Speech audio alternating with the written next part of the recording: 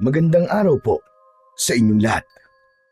Sa araw na ito, mapapakinggan po natin ang kwento ng may 18 taong gulang na binatang si Ariston. Makikilala niya ang isang lalaking palaboy na babago sa diskarte niya sa buhay. Kasabay ng pagbabalik ng palaboy sa kanilang baryo, ang pamiminsala rin ng kampon ng kadiliman. Ano kaya ang lihim na matutuklasan ni Ariston tungkol sa pagkatao ng lalaking palaboy? Magtagumpay kaya siya laban sa puwersa ng kadiliman? Sama-sama po nating pakinggan ang buhay at pakikipagsapalaran ni Ariston kasama ang antingerong palaboy sa Negros. Ngunit bago po ang lahat, mga idol, huwag po nating kalimutang mag-subscribe at i-hit ang notification bell sa aking YouTube channel na The Voice Addict at Apong Isaak para sa mas marami pang makapigil hininga na kwentong aswang at katatakutan mula sa mundo ng kababalaghan. Umpisahan na po natin ang kwento. Sige! Hawakan niyo mabuti ang mga kamay ng palaboy na yan! Sandali lang, Drigo. Ako ang unang sasapak sa lalaking yan. Teka muna, Pedro. Ako ang unang nakakita sa kanya, di ba? Kaya sa akin siya unang magbabayad. Huwag! Maawa kayo! Ano bang kasalanan ko sa inyo? Nagtatanong ka pa? Ikaw ang kumuha ng manok ni Drigo, di ba? Nagkakamali kayo sa mga ibinibintang nyo sa akin. Hindi ko kinuha ang manok nyo. Sinungaling! Lumang style na yan. Nagpapalusot ka lang eh. Wala talaga akong kinuha. Huwag ka lang tumanggi. Aminin mo na, palaboy, para hindi ka na masaktan. Wala talaga akong alam sa mga ibinibintang nyo. Kaya't pakawalan nyo na ako. Nakikiusap ako. Ang dapat sa mga kagaya mo, pinapatay dahil salot ka. Magmula nang dumating ka sa lugar namin, sunod-sunod na mga namatay sa baryo namin. Marahil, bukod sa magnanakaw ka, isa ka ring aswang. Wala kayong sapat na batayan sa mga ibinibintang nyo sa akin. Matigas ka? Sige, tignan ko lang kung magmamatigas ka pa sa gagawin namin sa'yo. Mula naman sa kinaroroonan ng may 18 taong gulang na binatang si Ariston, naririnig niya kung ano ang mga sinasabi ng magkaibigan sa lalaking palaboy na si Mang Ebreo.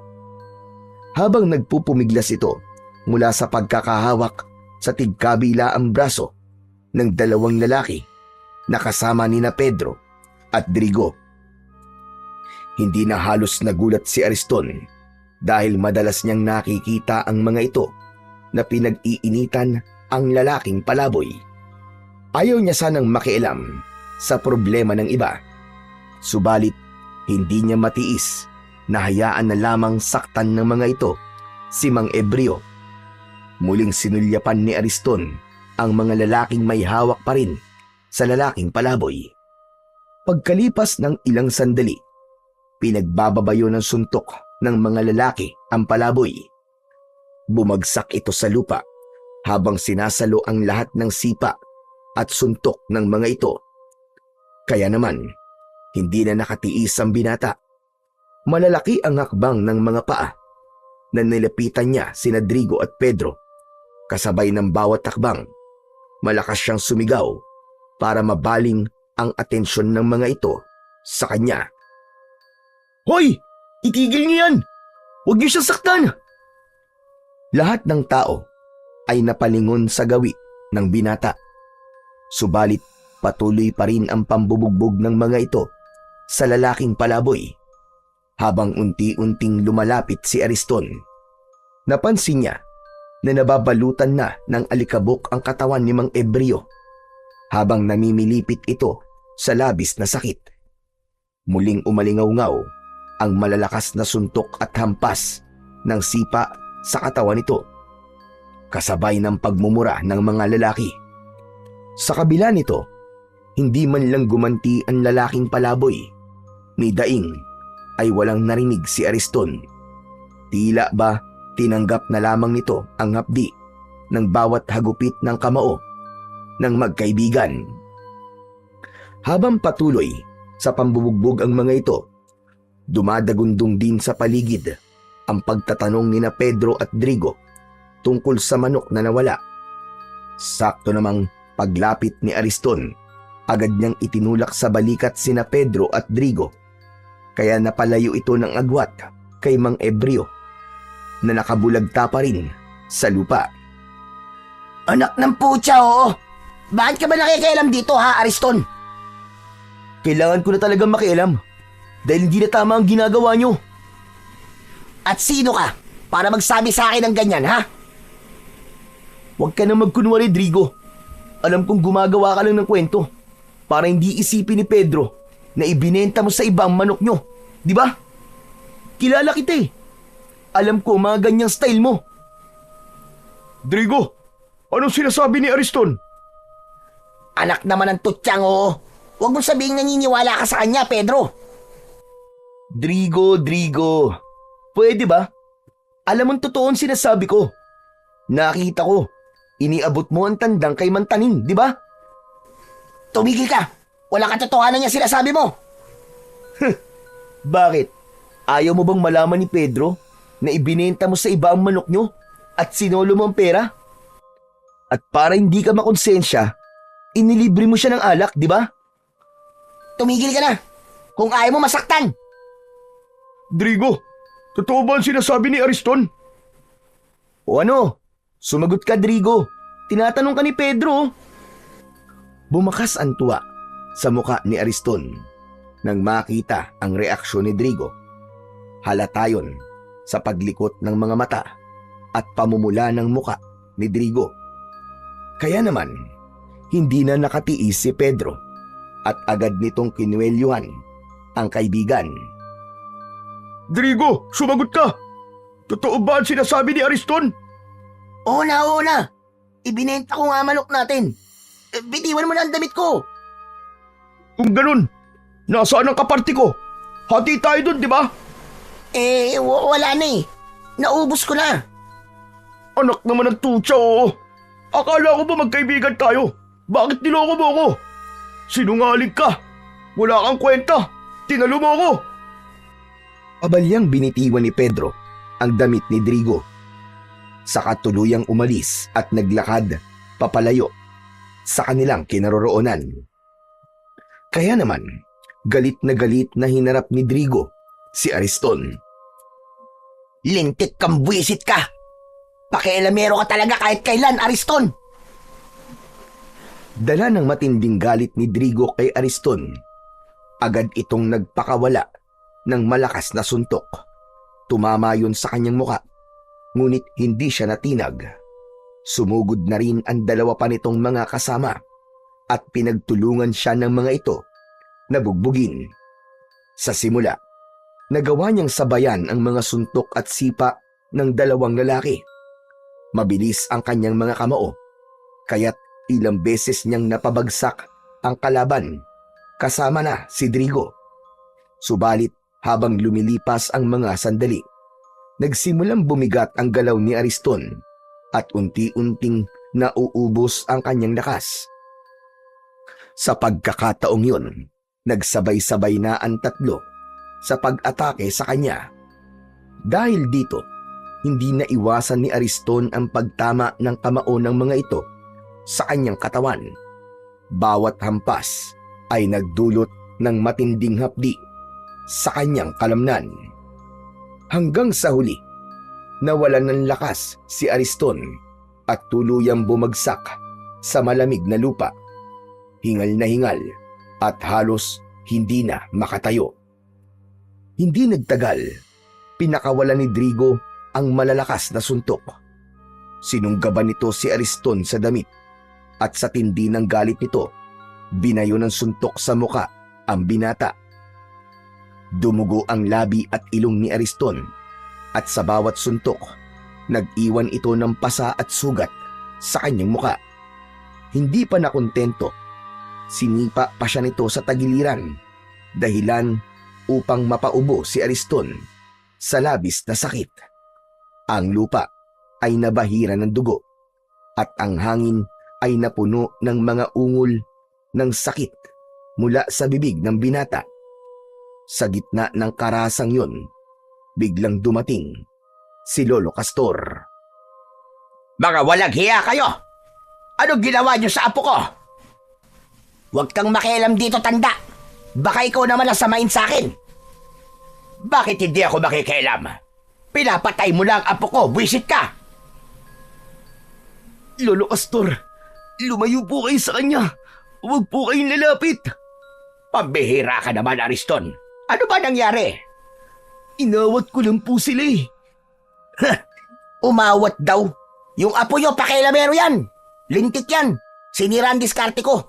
Nalaman tuloy ni Pedro na ibinenta ko manok namin.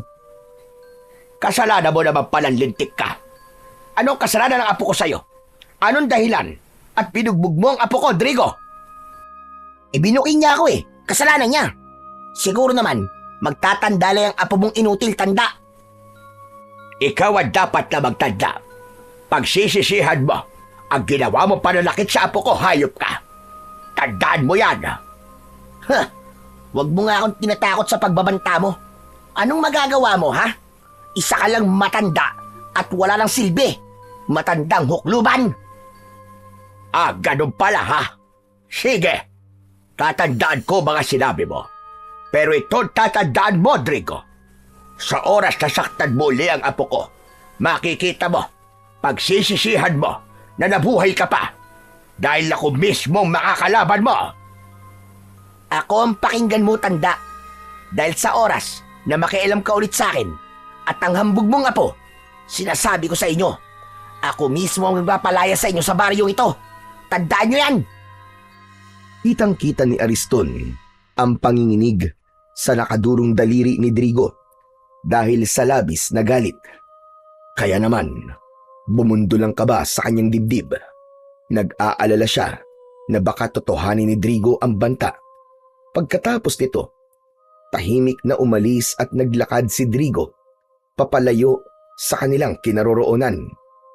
Kasunod nun, naramdaman ni Ariston ang pamimigat ng talukap ng kanyang mga mata at tuluyan na siyang nawalan ng malay. Sa muling pagbabalik ng malay ni Ariston, ay naramdaman niya ang maligamgam na tubig na dumadampi sa kanyang balat. Kasabay nito, naririnig din niya ang mahihinang bulong ng matanda sa pagsambit nito ng isang orasyon. Kahit nakapikit si Ariston, batid niya na ang ingay na nasa tabi niya ay nagmumula sa mga garapon na madalas gamitin ni Lolo Castor sa panggagamot. Maya-maya pa ay narinig niya na nagsalita si Lolo Castor. Bumagog ka na dyan, apo. Alam kong gising ka na. Kailangan natin na mag-usap. Nang marinig ni Ariston ang sinabi ni Lolo Castor, dahan-dahan niyang iminulat ang kanyang mga mata. Alam niyang pag-uusapan nila ang tungkol sa nangyari sa kanya. Kaya naman, dahan-dahan siyang bumangon. Si Lolo Castor naman ay tumayo at lumapit sa bintana. Bigla naman ang pagguhit ng pananakit sa kanyang katawan, kasabay ng pamimigat ng kanyang labi at panginginig ng kanyang mga braso. Sa puntong yun, nagsalita si Lolo Castor. Hindi ba't kabilib-bilin ako sa'yo na huwag kang makikialam sa buhay ng iba, lalo na sa buhay ng palaboy na yon? Pasensya na po kayo, Lolo. Kaya lang, hindi ko po talaga matiis na hindi makialam sa ginagawa nila eh. Makakapatay na po sila ng tao eh. Aba, ano naman ngayon kung makapatay sila? Ano ang pakialam mo sa buhay nila? Tignan mo nga ngayon kung ano nangyari sa'yo. Mabuti na lamang at dumating ako. Dahil kung hindi, baka pinaglalamayan ka na ngayon. Pasensya na po talaga kayo, Lolo. Hindi na po mauulit. Talagang hindi na mauulit. Dahil sa oras na malaman ko na nakikialam ka na naman sa buhay ng ibang tao, ilalayo talaga kita. Ipapadala kita sa probinsya ng nanay mo. Pangako po, Lolo Castor. Hindi na po mauulit. Huwag niyo lang po akong ipadala sa probinsya ni nanay. Huwag kang mangako. Gawin mo. Bihira ka talaga, bata ka, oo. Palagi mo na lamang pinapasakit ang ulo ko. Tuluyan nang napatungo ng muka si Ariston. Wala siyang masabi. Aminado naman siya na nagkamali siya. Ilang beses siyang napapasama sa gulo nang dahil sa pangingialam niya sa buhay ng may buhay. Iniisip niya na tumulong sa iba pero hindi naman siya nag-aalala para sa kaligtasan niya. Kaya sa huli, bugbog sarado ang inaabot niya. Si Lolo Castor lamang ang natitira niyang pamilya magmula nang mamatay ang kanyang mga magulang. Si Lolo Castor ay isang mahusay na albularyo sa kanilang baryo. Naging sikat ang matanda dahil sa husay nitong manggamot. Kaya naman, yun na rin ang naging hanap buhay ng matanda pagkatapos itong tumigil sa pananabas ng tubo. Teka, sandali lamang, Ariston. Bakit ba madalas mong ipinagtatanggol si Ebreo? Ano ba ang meron? At handa ka magbuwis ng buhay para sa kanya? Hindi niyo po ba nakikita? Nakakaawa po ang itsura niya. Wala pong pamilya na magtatanggol sa kanya.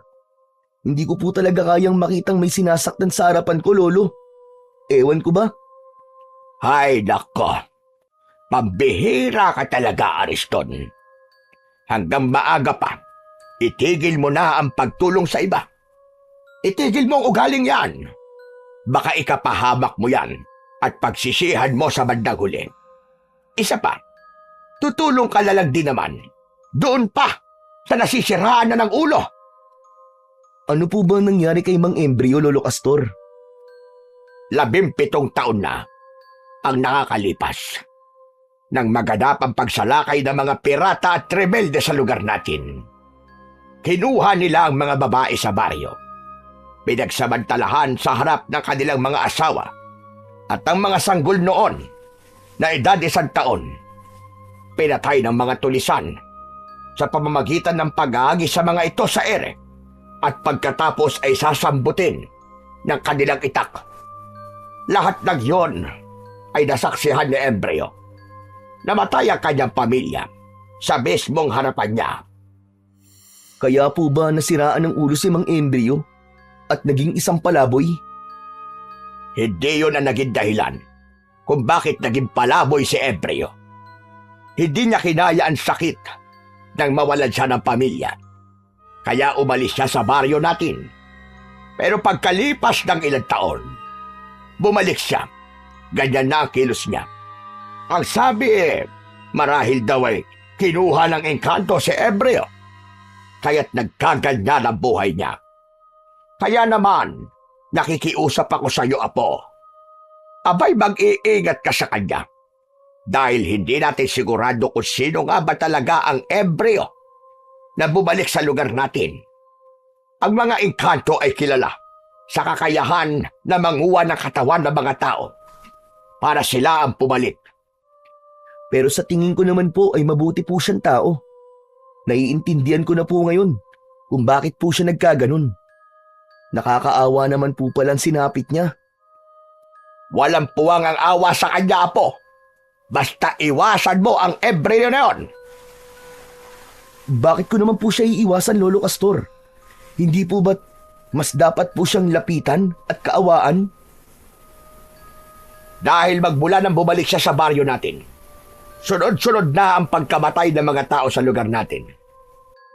May minsan na natatagpuan sa kakauyan, wakwak ang tiyan at nagkalat ang laman loob sa lupa. Hanggang ang iba naman ay nagkakasakit. Tinutubuan ng malalang sugat sa katawan. Pagkatapos ay nilalabasan ng kung ano-anong mga insekto sa sugat. Lahat ng yun ay nangyari magmula nang bumalik si Embryo. Wala pong sapat na batayan para ibintang sa kanya mga nangyayari sa baryo natin. Parang napaka-imposible naman yata ang sinasabi niyo tungkol sa kanya, Lolo. Posible lahat ng mga sinabi ko tungkol sa kanya. Kadalasan ng mga nilalang na nagtatago sa dilim ay magagaling magpanggap at magkunwari. Baka hindi mo alam, ay nasa tabi-tabi lang sila at handa nang umatake sa oras na magkaroon ng pagkakataon. Pasensya na, Lolo. Pero hindi po talaga ako naniniwalang magagawa yun ng Mang Ebreo. Isa pa, magaan po talaga ang loob ko sa kanya eh. Dahil naaawa po ako sa kalagayan niya. Maniwala ka, Apo. Hinala ng mga tao. Aswang ang lalaking palaboy na yon. Hindi magtatagal at malalantad din sa lahat ang totoo niyang pagkatao. Nakalimutan niyo na po ba, Lo? Na kapag walang sapat na batayan at patunay sa lahat ng hinala, hindi tayo maaaring manghusga ng kapwa. Alam ko naman yun, Apo. Pero iba si Ebreo. Kahit sundan mo pa siya, makikita mo. Lalabas din ang totoo niyang pagkatao. Sa sinabing yon ni Lolo Castor, isang plano ang nabuo sa isip ni Ariston. Sa isip niya ay susundan niya si Mang Ebreo para malaman kung may katotohanan ba ang sinasabi ni Lolo Castor.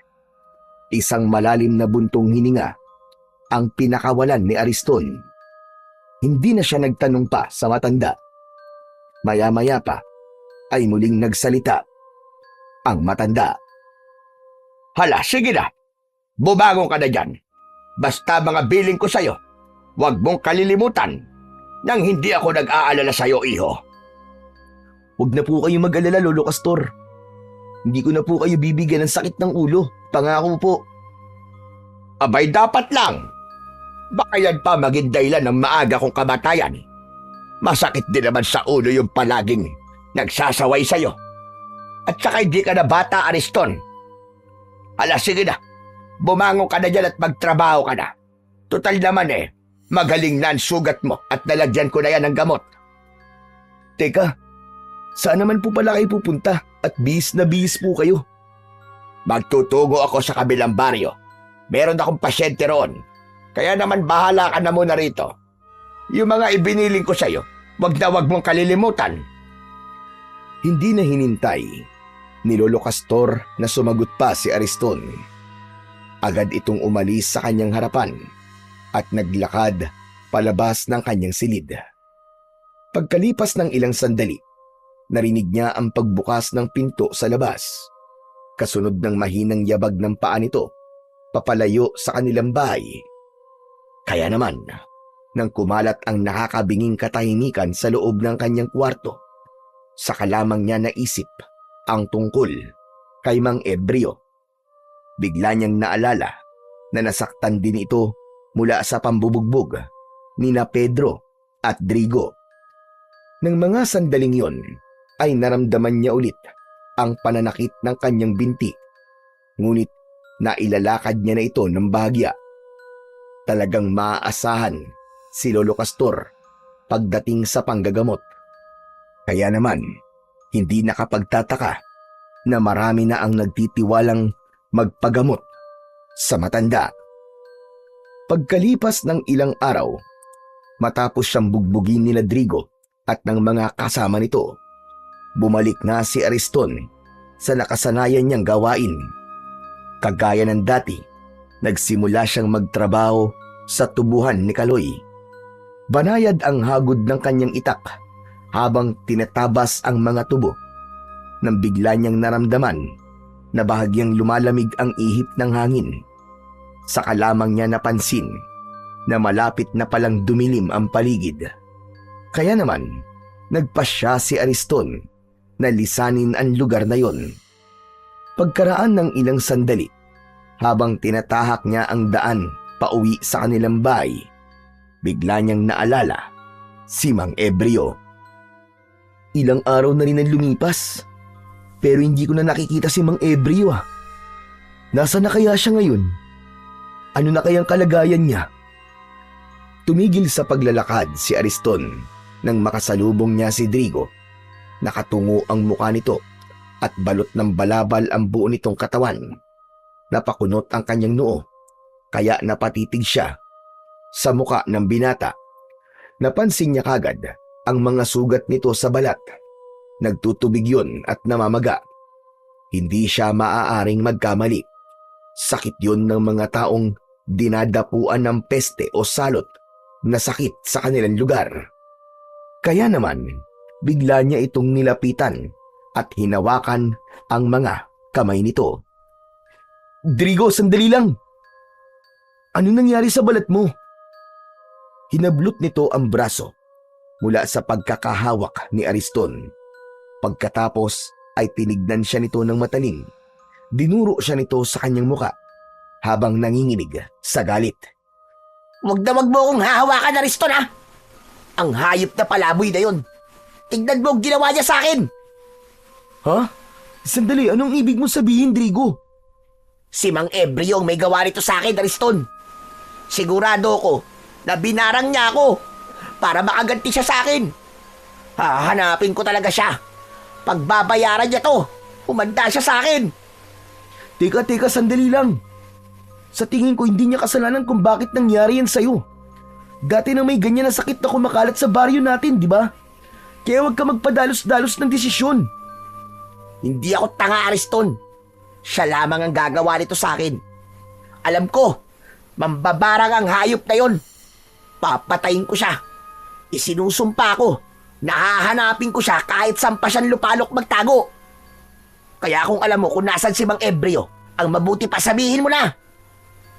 Drigo, kahit alam ko pa kung saan siya nagtatago, wala kang maaasahan na tulong mula sa akin. Kaya makakaalis ka na. Hanapin mo siya na mag-isa kung gusto mo.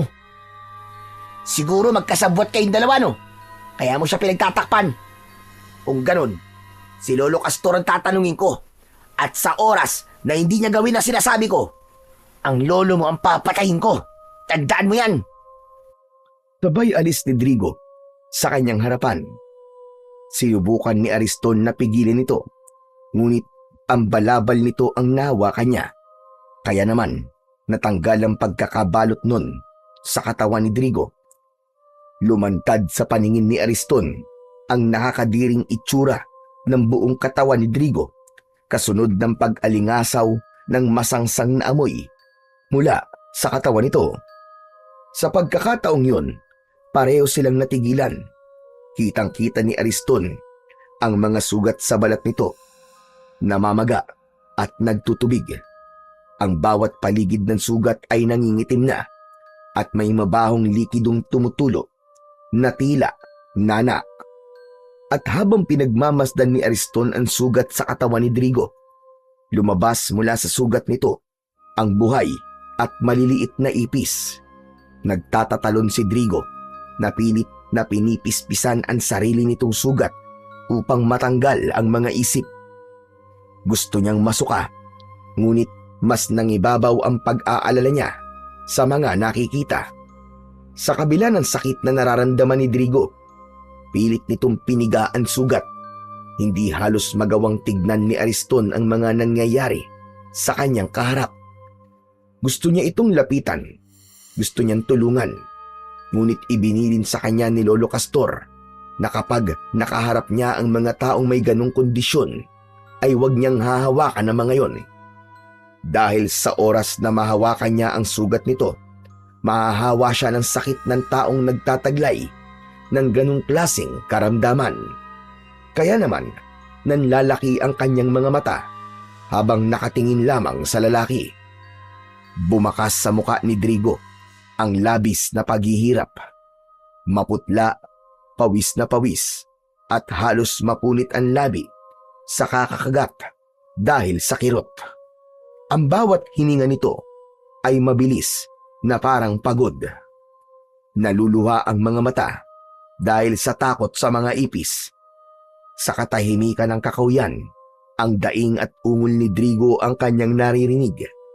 Isang nakapangingilabot na eksena ng isang taong winawasak, hindi lamang ng sugat, kundi ng karumihan at kasindak-sindak na paghihirap mula sa mambabarang. Kung nangyayari yan sa'yo, Drigo, bakit hindi ka magpagamot kay Lolo Castor? Imbis na paghihiganti ang isipin mo, Unahin mo muna magpagamot. Huwag ka na magkunwari na nag-aalala ka sa akin, Ariston. Tigilan mo ako. Drigo, hindi ako nagkukunwari. Totoo na nag-aalala ako sa kalagayan mo ngayon. At si Lolo Castor lang ang makakatulong sa'yo. Wala nang iba. Pagkatapos kong bantaan ng buhay ni Lolo Castor, sasabihin mong sa kanya ako magpagamot. Hindi ko yung gagawin. Ang dapat nito, patayin ang bumarang sa akin. Yun lang ang tanging paraan. Pagkasabi nun ni Drigo, dinampot na nito ang balabal na nahulog sa lupa. Kaya nakita ni Ariston ang panginginig sa mga kamay ng binata. Nang mahawakan nito ang balabal, ay mabilis nitong ibinalot sa kanyang katawan at umalis sa lugar na yon. Nahabol na lamang ng tingin ni Ariston ang nagmamadaling si Drigo. Pagkatapos ng mga nangyari kay Drigo, parang gusto na rin niyang maniwala na si Mang Ebreo ang may kagagawa nun. Kaya naman, mas tumindi ang pagnanais niya na sundan ang lalaking palaboy. Nang mawala sa kanyang paningin si Drigo, malungkot na naglakad si Ariston pauwi sa kanilang bahay.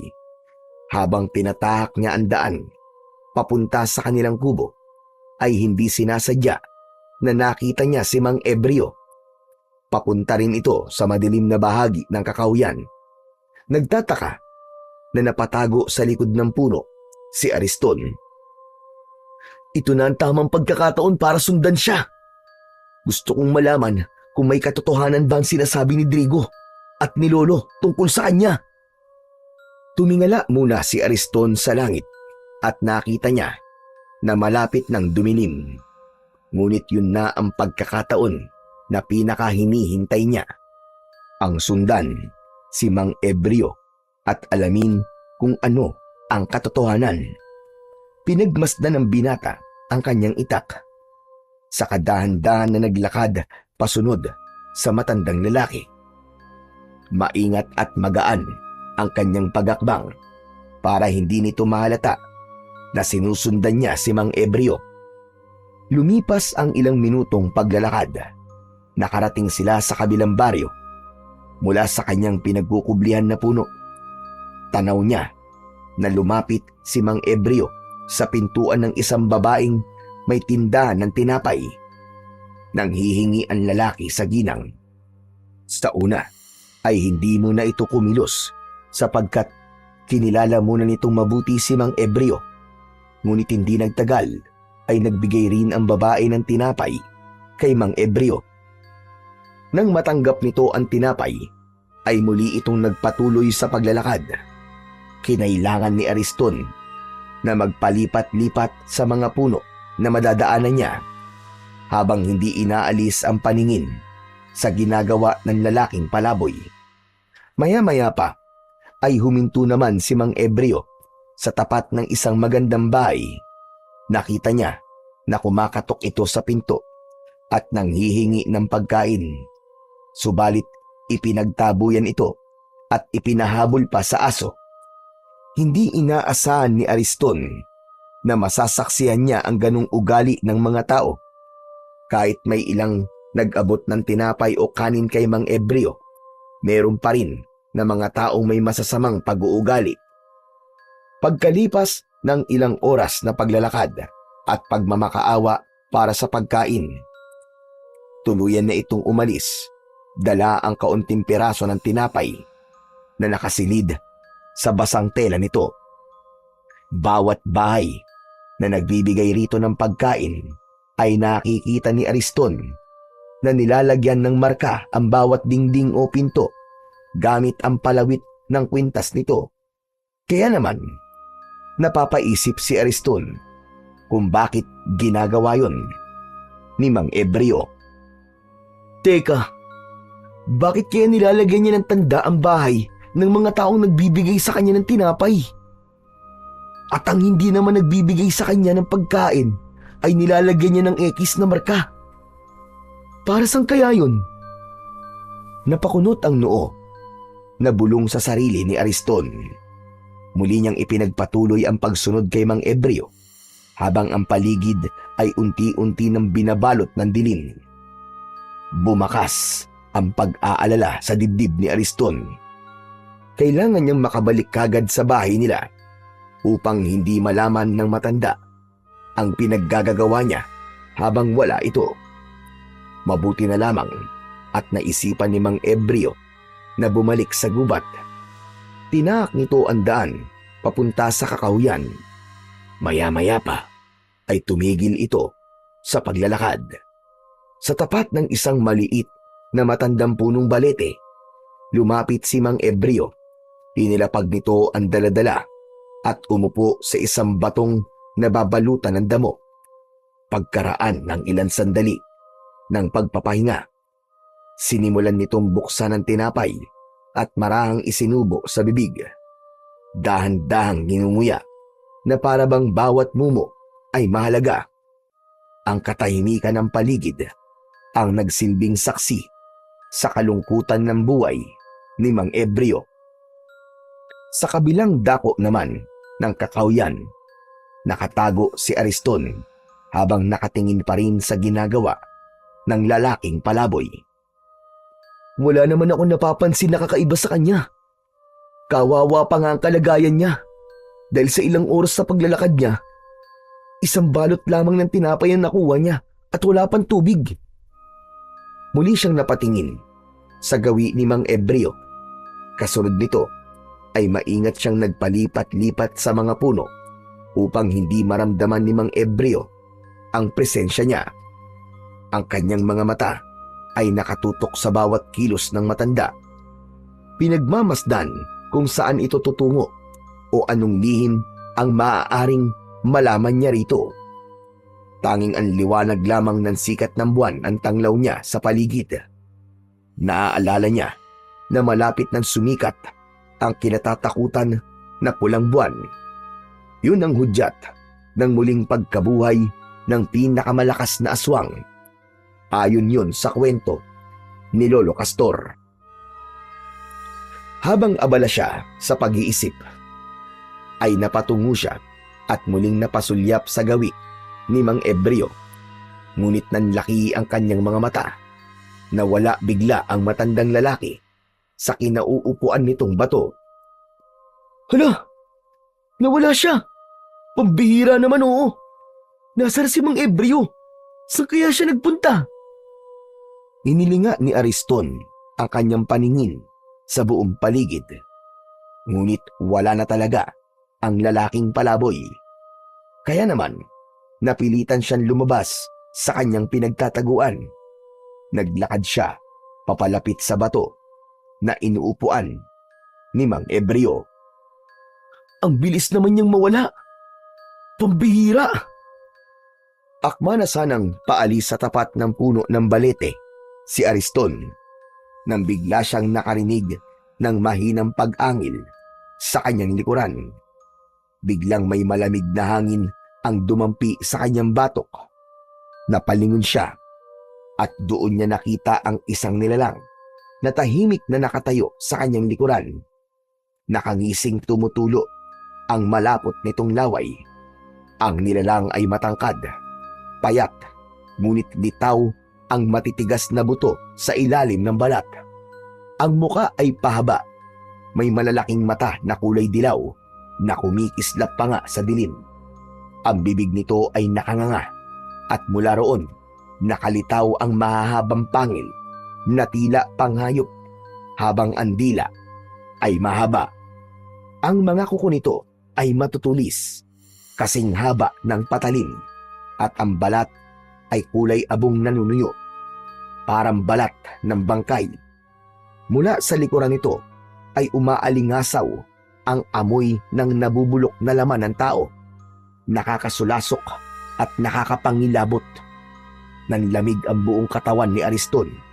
Ang kanyang dibdib ay bumilis ang tibok at ang kanyang mga tuhod ay nanginig na parabang nawawala na siya ng lakas. Ramdam niya ang paggapang ng takot mula ulo hanggang talampakan at ang kanyang lalamunan ay nanuyo na tila ayaw maglabas ng tinig. Gusto niyang kumilos, pero nanigas ang kanyang mga kamay. At sa kanyang mga mata ay malinaw na nakikita ang panganib. Isang halimaw na handang lapain siya anumang oras. Sa pagitan ng katahimikan ng kagubatan at ng malupit na anyo ng nilalang. Si Ariston ay natigilan, pinipilit na hanapin ang tapang sa kanyang puso. Ngunit ang takot ay lalong lumakas at halos umabot na sa kanyang kaluluwa. Bigla niyang naalala si Mang Ebreo. "Ikaw ba yan, Mang Ebreo? Patawarin niyo po ako kung sinusundan ko po kayo. Huwag niyo po akong sasaktan. Maawa po kayo sa akin." Hindi siya nito pinansin. Sa halip, mas lumaki pa ang pagkakangisi nito. Hindi rin niya inaalis ang paningin sa nilalang. Tila nabibinga siya sa nakakatakot na anyo ng aswang. Tanging ang malakas na pag-angin lamang nito ang gumising sa natutulog niyang katinuan. Panay ang lunok niya ng laway dahil sa nararamdaman na takot. Dahan-dahan lumapit ang nilalang sa nakatulalang si Ariston. Bago pa siya makagalaw, isinubsob na ng halimaw ang ulo nito sa kanyang balikat. Ramdam na ramdam ni Ariston ang malamig na hininga ng nilalang. Kasunod, ang matinding hapdi ng unti-unting pagbaon ng mahahabang pangil nito sa kanyang laman. Parang mabagal na bangungot ang bawat sandali. Narinig niya ang pagkapunit ng sariling balat at ang biglang pagbulwak ng dugo na dumaloy sa kanyang damit hanggang sa kanyang dibdib. Naramdaman niya ang init ng dugo habang bumababa ito sa kanyang tiyan at tagiliran, at kasabay nun ang nakakapanlumong kirot na tila dumurog sa kanyang kalamnan. Napaluhod sa sakit si Ariston at malakas na napasigaw. Ang kanyang katawan ay nanginginig at ang kanyang mga kamay ay pilit na itinutulak ang bibig ng halimaw. Ngunit mahigpit ang kapit ng aswang. Habang tinutulak niya ang mukha nito, mas lalo lamang bumabaon ang pangil nito. Naramdaman niya na tila may matigas na bagay na naiwan sa kanyang laman. Kasunod nun, dumadaloy ang dugo at naririnig niya ang nakakadiring paglagok ng halimaw. Tila ba umiinom ito ng alak, ngunit ang iniinom nito ay ang mismong buhay at sariwang dugo ni Ariston. Pilit niyang nagpumiglas, hinampas ang katawan ng halimaw, ngunit walang saysay. Ang bawat lagok ng nilalang ay nagdudulot ng panghihina sa kanyang mga tuhod at ang kanyang paningin ay nagsimula ng lumabo. Sa huling sandali ng kanyang lakas, mas malakas na sigaw ang kumawala sa kanyang bibig. "Umalis ka! Demonyo ka! Hindi mo ako mapapatay! Pakawalan mo ako! Pakawalan mo ako!" Isang malakas na suntok ang dumapo mula sa aswang, mula sa kamao ni Ariston. Pumalas ito at binitiwan siya. Bumagsak si Ariston sa lupa, hapong-hapo at duguan, habang ang nilalang ay umatras. Nakatitig pa rin sa kanya, ngunit hindi na muling sumugod. Ang katahimikan ng kagubatan ay muling bumalik. Tanging mga ungol ng sugatan si Ariston at ang pagtulo ng dugo sa lupa ang nanatiling tunog ng gabing yun. Maya-maya pa ay biglang nagsalita ang nilalang na umatake sa kanya. Simula ngayon, kabilang ka na sa mga alagad ko. Nagtagumpay ako. Inilinga ni Ariston ang paningin sa paligid. Umaasa siya na merong tutulong sa kanya. Ngunit ang puno lamang ng balete ang tanging saksi sa mga nangyari sa kanya. Alam niya na ngayon na si Mang Ebreo nga ang aswang na pumapatay sa mga tao. Pagkatapos magsalita ng nilalang, ay umalis ito sa kanyang harapan. Naiwan siyang nakaluhod sa lupa habang nararamdaman ang kakaibang sakit na gumagapang sa buo niyang kalamnan. Nagkikikisay ang kanyang katawan, tumitirik ang kanyang mga mata, at dala ng labis na paghihirap. Napunit niya ang kanyang damit dahil pakiramdam niya ay mainit ang kanyang katawan at tila may lalabas na insekto sa kanyang laman. Sandali pang nagkikikisay ang kanyang katawan, biglang tumulo ang malapot niyang laway. Nagugutom, nauuhaw. Yun ang kanyang nararamdaman ng mga sandaling yun. Anong nangyayari sa akin? Hindi maaari! Kahit hindi nakikita ni Ariston ang kanyang sarili, natitiyak niya na nahawahan na siya ng aswang. Isa na siyang ganap na halimaw. Hindi siya maaaring magkamali dahil ang nararamdaman niyang gutom at uhaw ay hindi para sa normal na pagkain, kundi sa karne ng tao. Napayuko si Ariston, hingal at duguan, nang biglang may dumaloy na kakaibang init sa kanyang mga ugat.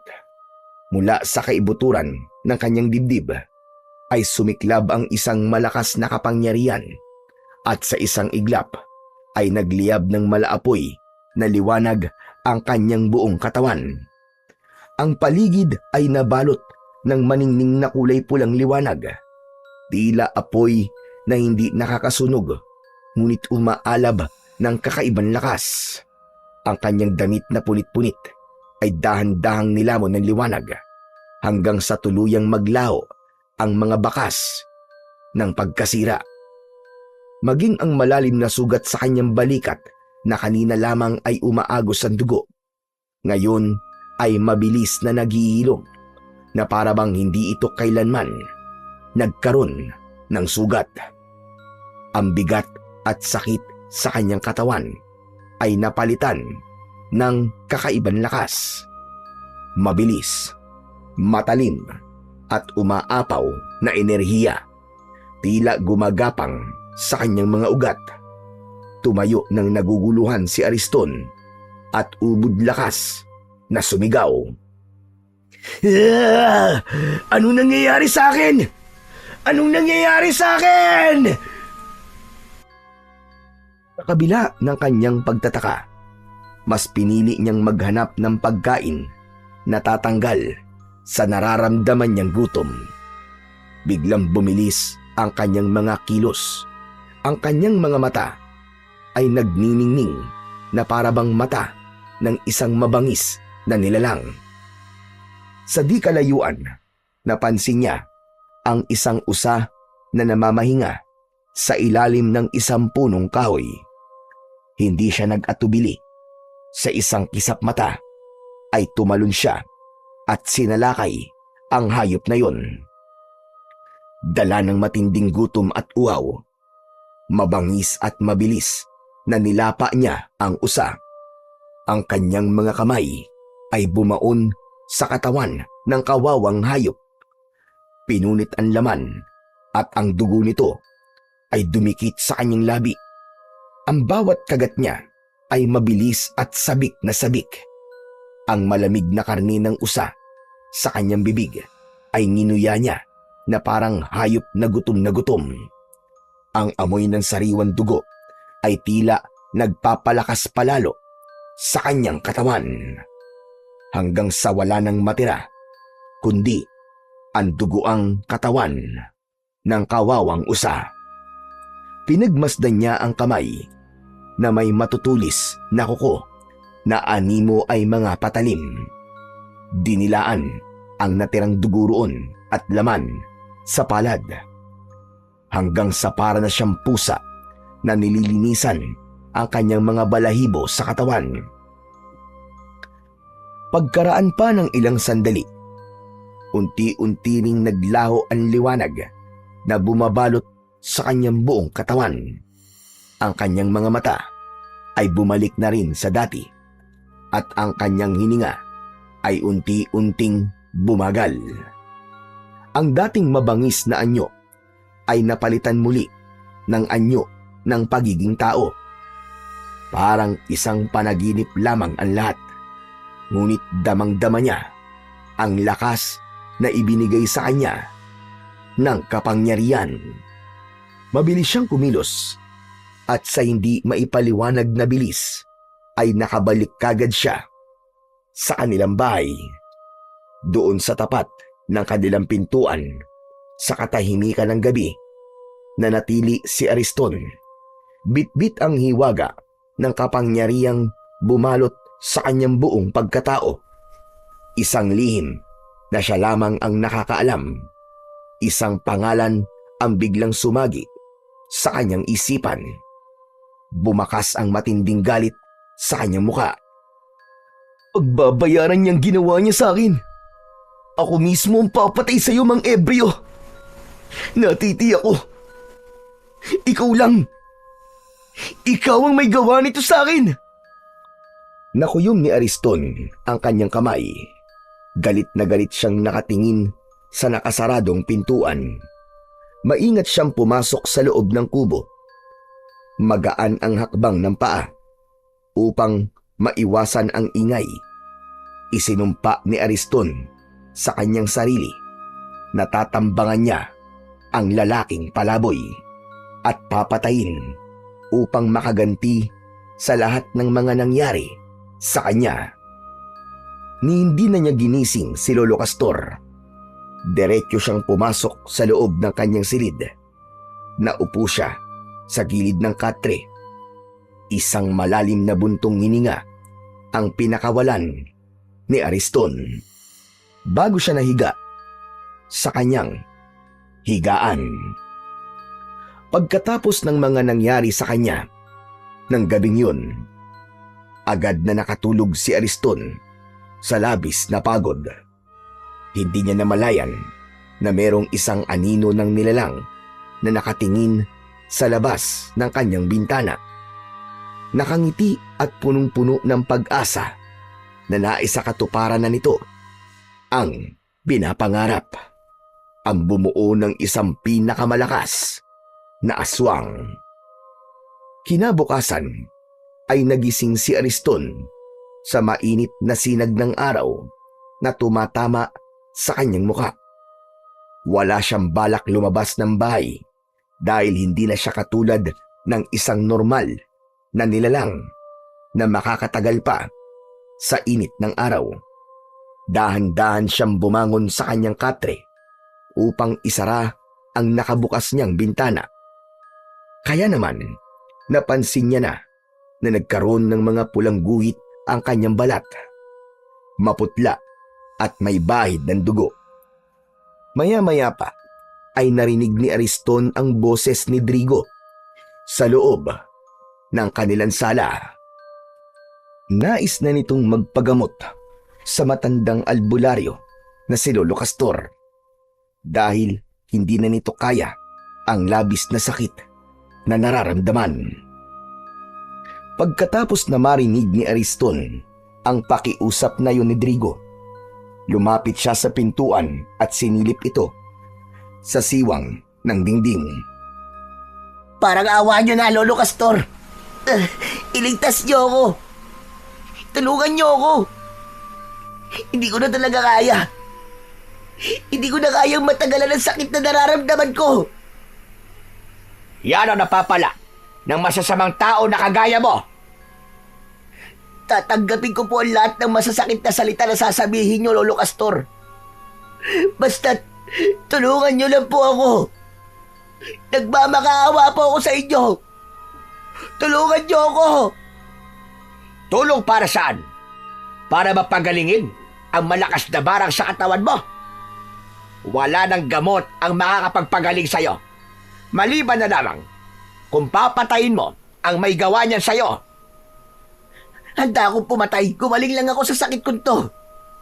Kung totoong barang ito, sino ang hayop na yun na gumawa nito sa akin?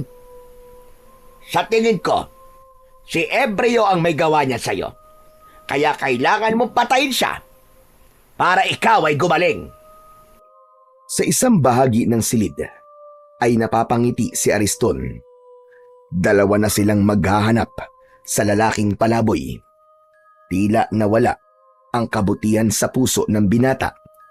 Natutuwa siyang may ibang tao na gagawa sa mga binabalak niyang gawin para kay Mang Ebreo.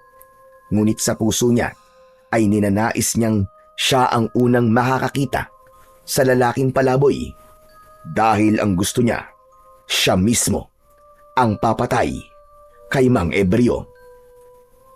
Pagkatapos mag-usap sina Lolo Castor at Drigo, nagpaalam na ang binata sa matanda.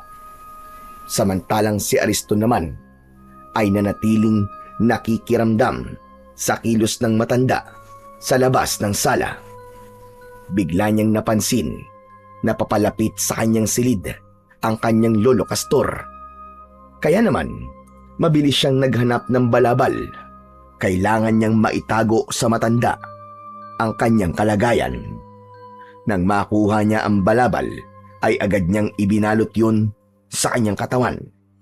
Kasunod nito, narinig niya ang boses ng matanda sa labas ng nakasarado niyang pintuan. Apo! Apo! Ariston! Gumising ka na dyan. Nakaluto na ako ng almusal natin.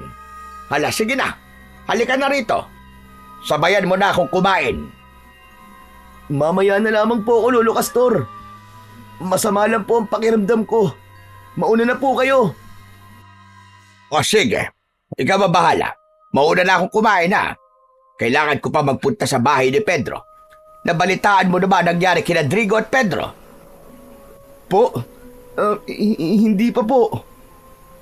Sagot niya sa tanong ni Lolo Castor. Nagkunwari siyang walang nalalaman tungkol sa nangyayari sa magkaibigan. Tila lampasan ang kanyang tingin at nakikita ang matanda na nakatayo pa rin sa labas ng kanyang silid. Alam mo ba na dinapuan sila ng malubhang karamdaman na para bang isang itim na barang? Si Drigo, humingi siya ng tulong sa akin at alam na niya kung sino ang bumarang sa kanya. Siguro naman maniniwala ka na sa akin. Si Ebreo, ang mambabarang na pumapatay sa mga biktima. Marahil ay naghihiganti siya sa mga taong nanakit sa kanya. Opo, naniniwala po ako sa inyo, Lolo Castor. Narinig ko po kayong nag-uusap kanina ni Drigo. Bumalik ang palaboy na yun para maghasik ng lagim. Nagkiskisan ang mga ngipin ni Ariston. Sa labis na galit, nakuyom niya ang kanyang kamao. Sa isip niya ay hihintayin lamang niya ang pagsapit ng gabi at aabalahin niya ang kanyang sarili sa paghahanap sa lalaking palaboy. Hindi na nagsalita si Lolo Castor sa labas ng kanyang silid. Narinig niya ang mga yabag ng paa nito papalayo sa tapat ng pinto. Isang malalim na buntong hininga ang pinakawalan ni Ariston bago siya bumalik sa higaan. Ilang saglit lang ang lumipas ay muli siyang nakatulog. Hindi niya na namalayan kung gaano kabilis lumipas ang mga oras. Pagkagising ng binatang si Ariston, nagulat siyang madilim na naman ang paligid. Agad niyang kinuha ang kanyang itak na nakasabit sa dingding at sa bintana siya dumaan. Paglapat ng kanyang mga paa sa lupa, mabilis niyang tinahak ang daan papunta sa kakahuyan. Pagsapit niya sa gitna ng kagubatan, malinaw niyang nakikita ang daan dahil sa maliwanag na sikat ng buwan. Batid niya na doon dadaan si Mang Ebreo. Kaya naman, naghintay siya ng ilang minuto habang nakatago sa likod ng puno ng balete. Hindi nga nagtagal, nakita niyang papalapit sa balete si Mang Ebreo. Pasa nito ang isang lumang sako na puno ng kalakal. Mabagal ang hakbang ng matanda, tila ba pagod sa maghapong panlilimos ng pagkain.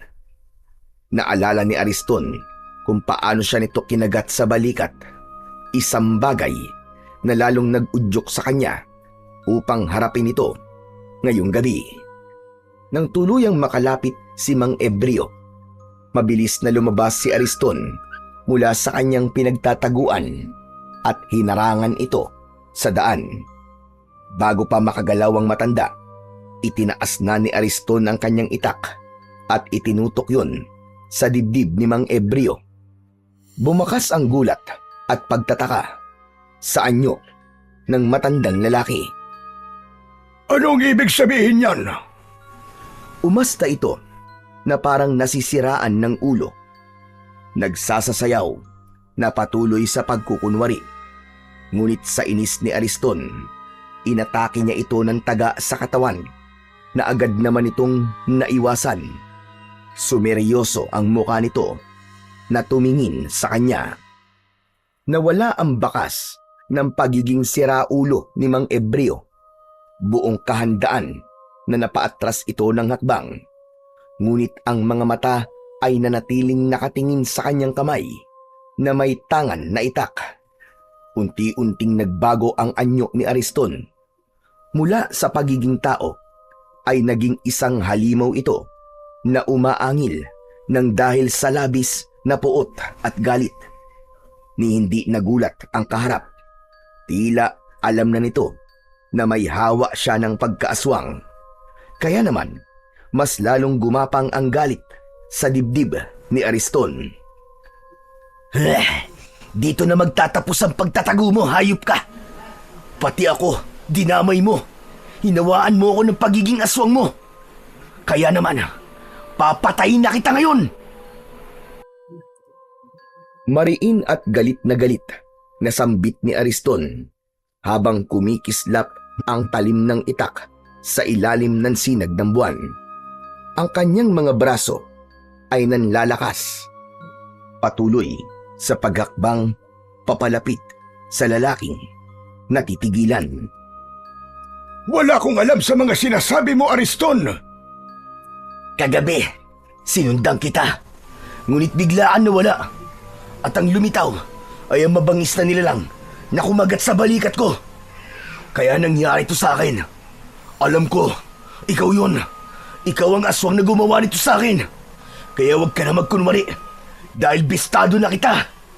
Papatayin talaga kitang hayop ka. Buong lakas na itinaga ni Ariston ang itak sa lalaki. Ngunit nakaiwas ito. Habang patuloy sa pag-atake si Ariston, nagsalita naman si Mang Ebreo. Nagkakamali ka sa inaakala mo.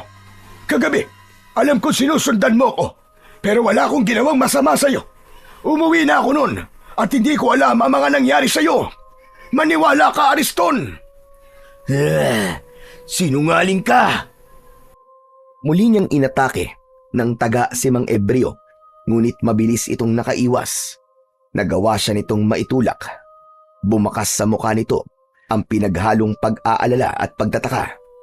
Sa katahimikan ng kakahuyan, ang kanilang mga hininga lamang ang naririnig.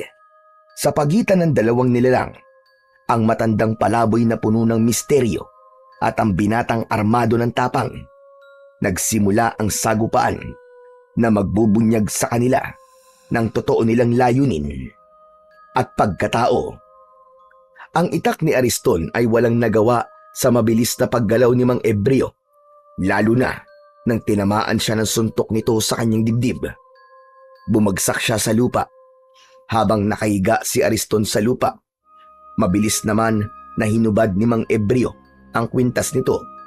Akala niya ay gagamitin yun ng lalaki sa kanya upang patayin siya. Ngunit nagkamali si Ariston.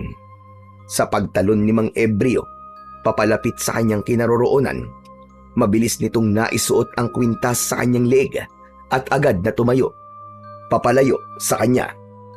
Nagulat si Ariston dahil may kung anong malakas na puwersa ang nagpatigil sa kanyang galit at katawan. Nanatili siyang nakahiga habang nakatingin sa nakatayong si Mang Ebreo. Subalit ang hininga ni Ariston ay mabilis at punong-puno ng pagpupumiglas ang isipan, ngunit hindi ng kanyang katawan. Anong ginawa mo sa akin?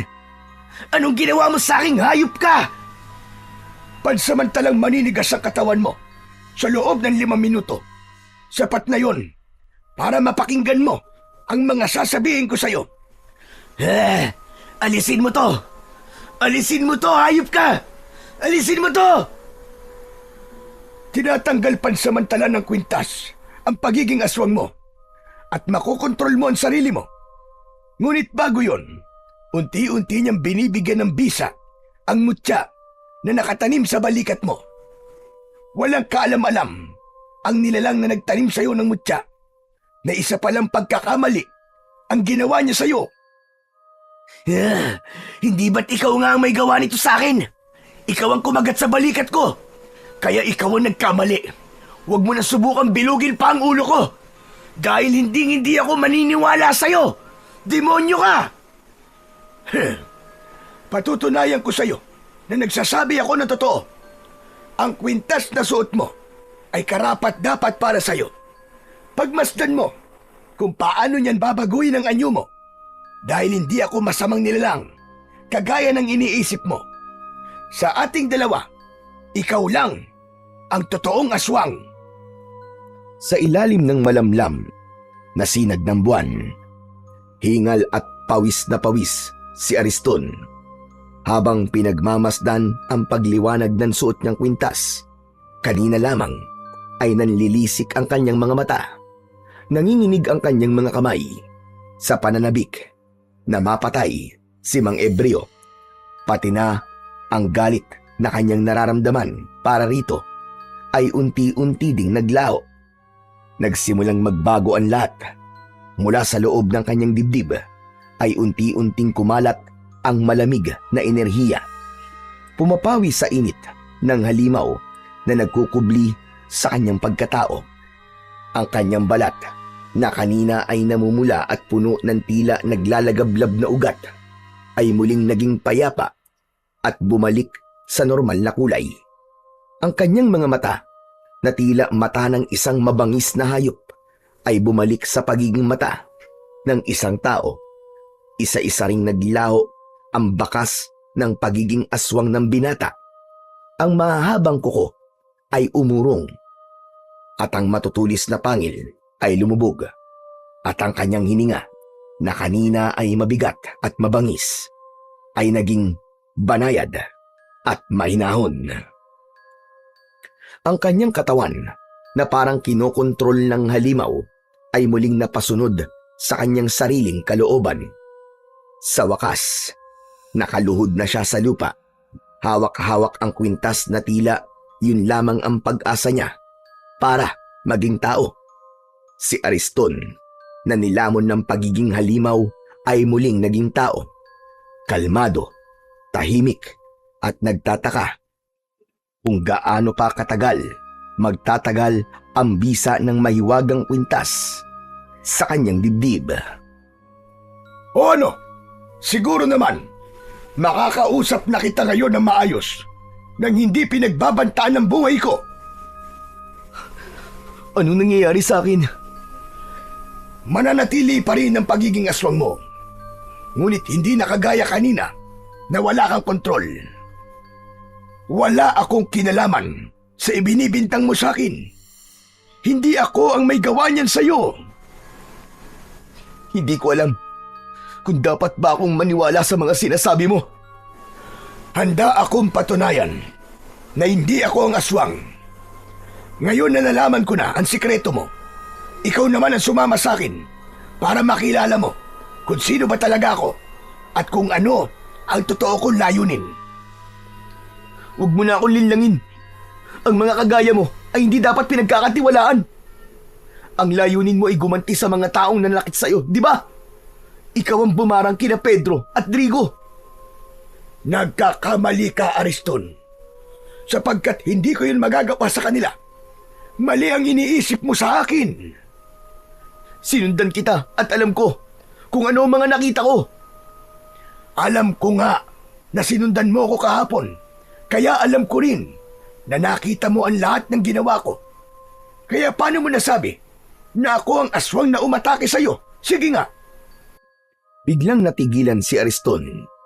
Dahil sa puntong yun, hindi niya nakita ang pagpapalit ng anyo ni Mang Ebreo. Kaya walang sapat na batayan ang mga ibinibintang niya rito. Nagsimula na siyang maguluhan. Alam ko, may bahagi ng pagkatao mo pa rin ang naguguluhan. Sumama ka sa akin at ipapakita ko sa iyo kung sino ba talaga ako. Sa oras na matuklasan mo kung ano ang totoong ginagawa ko, malalaman mo rin ang dahilan kung bakit pinagbibintangan nila ako na isang aswang. Pero, paano mo maipapaliwanag ang mga taong natatagpuan sa kakahuyan habang ikaw ang kanilang itinuturong pumatay sa mga biktima? Hindi sila mga tao, Ariston. Sila ang mga pinapatay ko na halimaw at pagsapit ng umaga ay bumabalik sa totoo nilang anyo bilang isang normal na tao. Biktima sila ng mambabarang na gumagawa ng aswang. Ngunit hindi rin naman sila maaaring mabuhay kahit biktima lang sila, sapagkat magagawa pa rin nilang pumatay ng tao kagaya ng mga nangyari sa iyo ngayon. Anong ibig mo sabihin? Nang gabing sinundan mo ko, alam ko na meron pang isang nilalang ang nakasunod sa atin. Kaya naman, nagkunwari akong nagpapahinga sa ilalim ng puno ng balete. Dahil alam ko, ng mga sandaling yon, ikaw talaga ang totoong pakay ng nilalang. Balak kanyang gawing aswang at supremo ng kanilang samahan. Teka, anong ibig mo sabihin? Merong iba na nakasunod sa akin? Teka, paano nangyari yun? Hindi ka ba gumagawa ng kwento? Ariston, totoo lahat ng sinasabi ko sa'yo. Marahil hindi mo pa rin naiintindihan na may mutyang nakatanim sa balikat mo. Nagtagumpay siya sa pangahawa sa'yo. Kaya lang, may ginawa siyang pagkakamali. Kinagat ka niya sa tapat ng baleting ito. Sabay turo ni Mang Ebreo sa puno na nasa tapat nila bago muling tumingin sa kanya.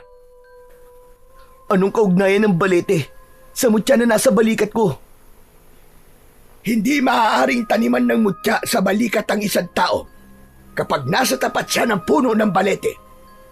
Dahil ang enerhiya ng mga engkanto na nangangalaga sa puno ng balete ay sumanib sa mutyang nasa balikat mo. Kaya nagkaroon ka ng kakaibang kapangyarihan na tatalo sa mambabarang na aswang. Sa oras na mapalabas mo ang kapangyarihan ng mutya ng aswang, mapapatay mo ang pinuno ng mga aswang. Natigilan si Ariston. Hindi siya makapaniwalang naging biktima siya ng ganoong paraan ng aswang. Subalit may bahagi sa puso niya ang naguguluhan pa rin. Nalilito siya sa maraming bagay. Ngayong alam mo na ang totoong dahilan kung bakit ka tinaniman ng mutya ng aswang. Magpanggap ka na walang alam at mahuhuli mo kung sino ang totoong kalaban. Isuot mo lang ang kwintas na yan at bibigyan ka niyan ng proteksyon. Hindi ko alam kung talagang maniniwala ba ako sa mga sinasabi mo. Pero mukhang nailigtas ako ng kwintas na to na ipinasuot mo sa akin. Wala akong gagawin na masama sa iyo, Ariston. Kaya't magtiwala ka sa akin. Walang mahalaga ngayon, kundi ang palakasin ng katawan mo. Dahil sa oras na lumantad ang kulay pulang buwan, gagawin na niya ang matagal niya nang pinapangarap, ang makagawa ng pinakamalakas na aswang na susunod sa kanyang mga utos. Sa ngayon, sumama ka muna sa akin para patunayan ko sa iyo na hindi ako ang kalaban dito. Hindi maipaliwanag ni Ariston sa kanyang sarili kung bakit bigla siyang naniwala sa lalaking palaboy. Lumapit ito sa kanya at inilahad ang kamay para alalayan siyang bumangon at tumayo. Naramdaman niya ang mainit na palad nito. Sa kanya napansin ang 2 pang kwintas na nakasabit sa leeg nito. Maya-maya pa, ay nilapitan ng lalaki ang lumang sako na dala nito kanina at dinukot ang isang matalas na itak. Samantalang si Ariston naman ay pinulot ang itak na nabitiwan niya kanina. Kailangan na nating umalis dito. Ipapakita ko sa iyo kung ano totoong ginagawa ko. Malalaman mo rin na hindi totoong tao ang mga pinapatay ko. Anong klaseng mga aswang, Mang Ebreo? Mga bangkilan, may kakayahan kayong magpalit ng anyo bilang isang normal na tao at kayang maging aswang sa pamamagitan ng pagtatanim ng mutya. Magtatanong pa sana si Ariston nang mapansin niyang nagbago ang ihip ng hangin. Maging si Mang Ebreo ay naging alerto sa paligid. Kaya naman, dahan-dahan nilang tinatak ang makitid na daan palabas ng gubat. Ngunit bago pa sila tuluyang makalabas, biglang may gumalaw sa madilim na bahagi ng kakahuyan. Lumitaw sa kanilang harapan ang dalawang nilalang. Nakilala ni Ariston sina Digo at Pedro. Hindi na tao, kundi mga aswang na bangkilan. Ang kanilang balat ay kulay abo, nanunuyo at puno ng sugat na may amoy ng nabubulok na laman. Namumula ang kanilang mga mata, tila apoy na nagliliyab sa dilim.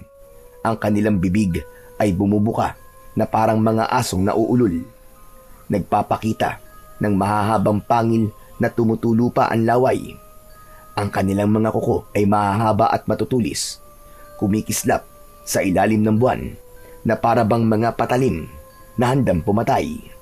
Kasunod nito ang pagsasalita ni Pedro. Ikaw pala may gawa nito sa amin, Mang Ebreo. Kung ganun, dalawa kayo. Sabay ko kayong papatayin. Biglang sumugod si Pedro sa kinaroroonan ni Mang Ebreo. Tumalon ito na parang hayop habang nakaumang ang matutulis nitong mga kuko. Naiwasan yun ni Mang Ebreo. Mula sa kamay nito ay mabilis nitong itinaas ang hawak na itak. Kasunod ng pagliwanag ng kwintas nito, nasilaw si Pedro at napaatras. Subalit nang makabawi ng lakas si Pedro, agad nitong tinalon si Mang Ebreo. Ngunit bago pa man lumapag ang pangil ni Pedro sa leeg ng lalaking palaboy, itinapat nito ang anting-anting sa dibdib ng halimaw. Kasunod ng pagtarak ng talim nito sa dibdib ni Pedro. Biglang nagliyab ang katawan ni Pedro at sa isang iglap ay bumagsak itong naglalagablab. Sumisigaw ito ng nakakakilabot na pag-angil hanggang sa tuluyang maging abo ang katawan nito. Sinasabi ko na nga ba at may kapangyarihan kang pumatay ng mga katulad namin? Ikaw ang totoong nanghawa sa akin, hayop ka. Mamatay ka!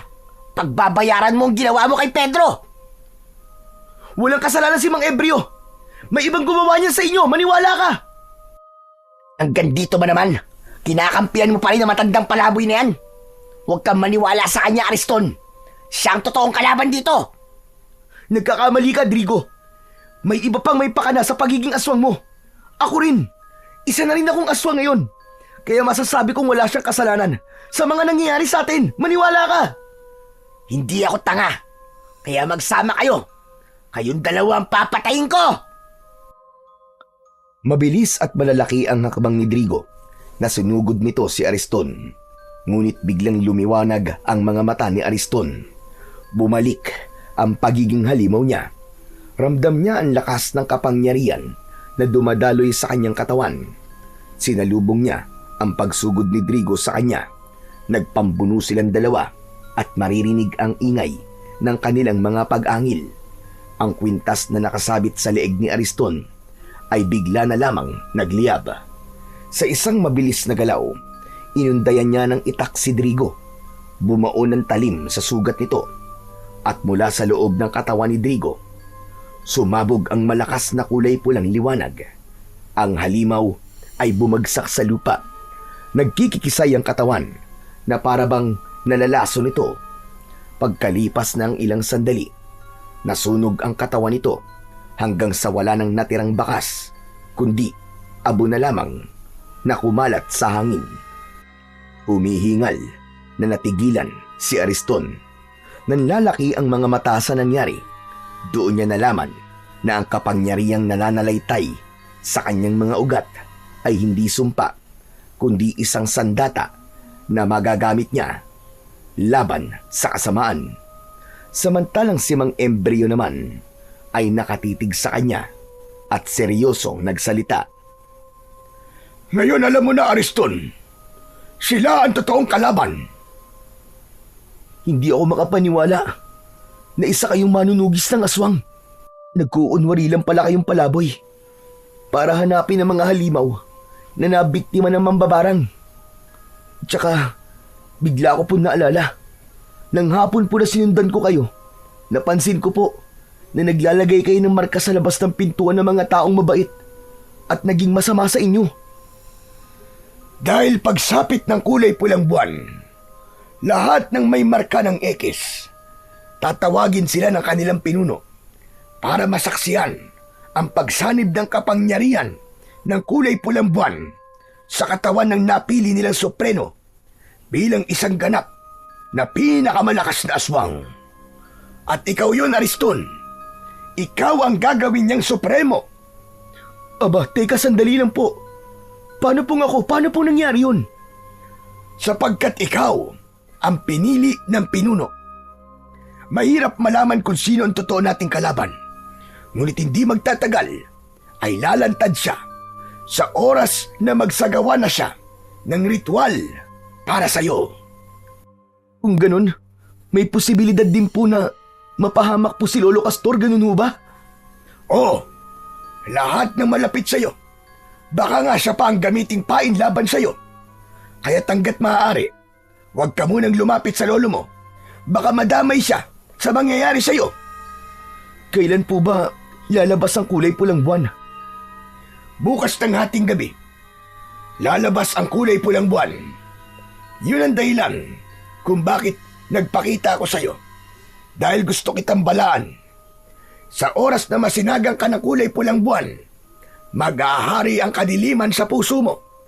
Wala kang maaalala at susundin mo lahat ang mga iuutos sa'yo ng taong gumawa sa'yo ng pagiging aswang.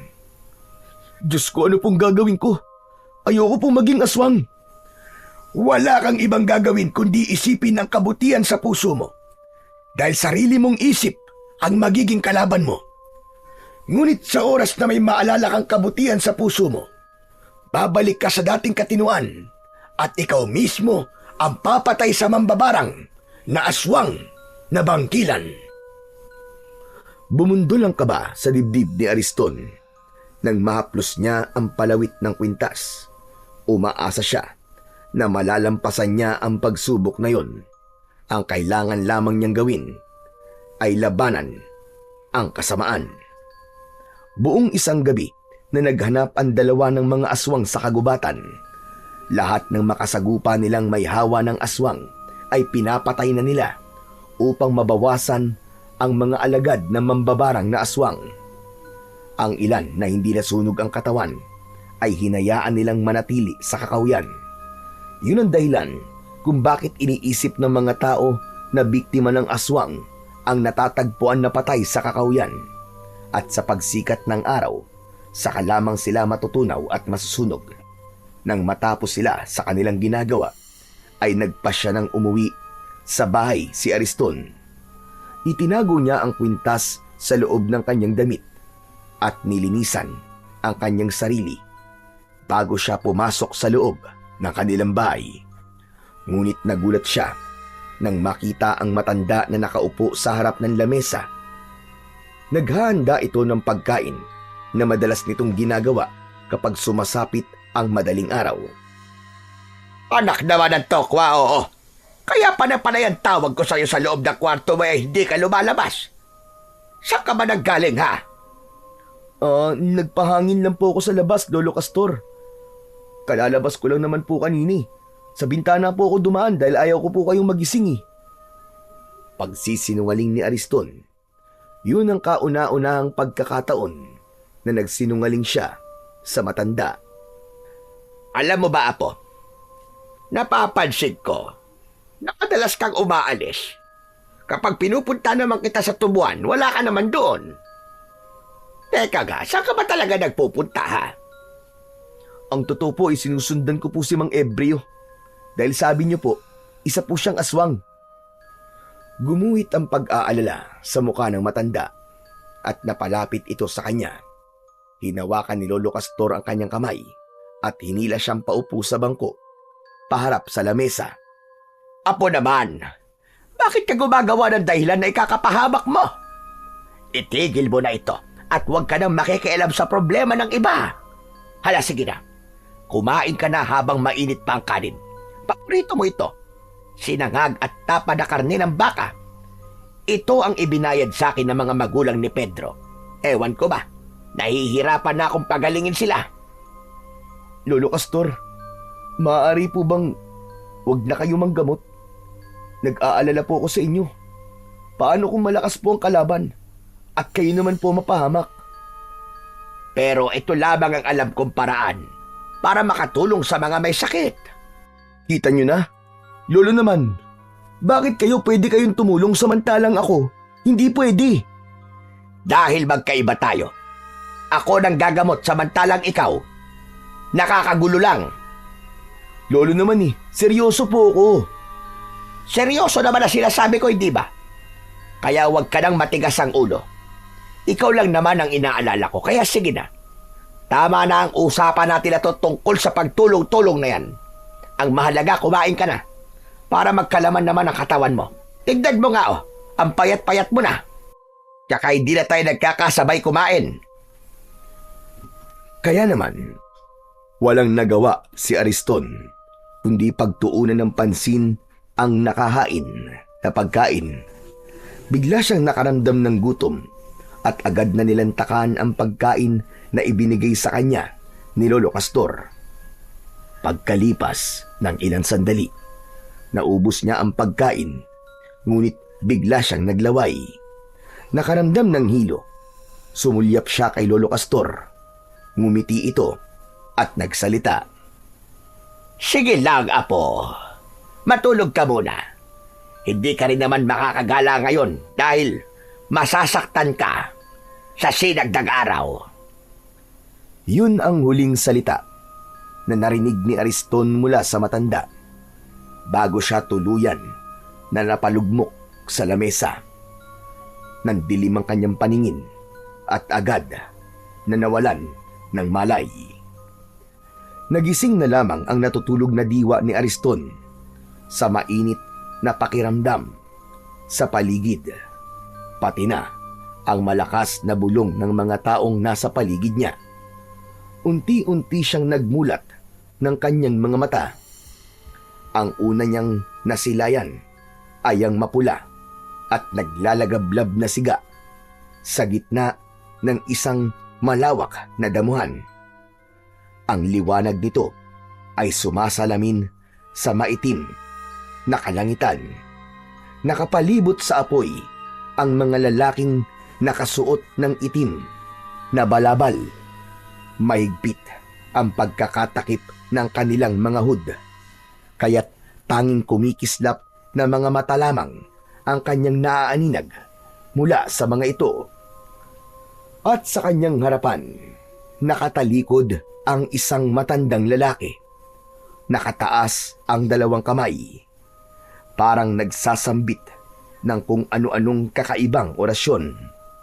Ang tinig ay paos, ngunit palakas ng palakas.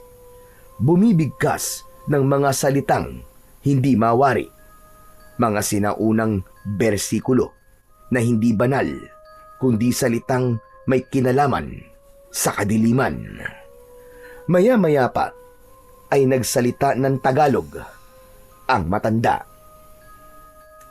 Sa ngalan ng dilim, sa ngalan ng kadiliman, sa kapangyarihan ng dugo, sa ilaw ng buwan, isilang ang bago naming kasangkapang magdadala ng lakas sa aming kapangyarihan. O katastasang hari ng kadiliman, dinggin mo ang aking dalangin. Ang aking alagad ay palakasin. Saniban mo siya ng iyong kapangyarihan at pagkalooban mo ng buhay na walang hanggan. Hindi siya maaaring magkamali. Si Lolo Castor ang nasa harapan niya, habang ito ay nagsasambit ng mga salita.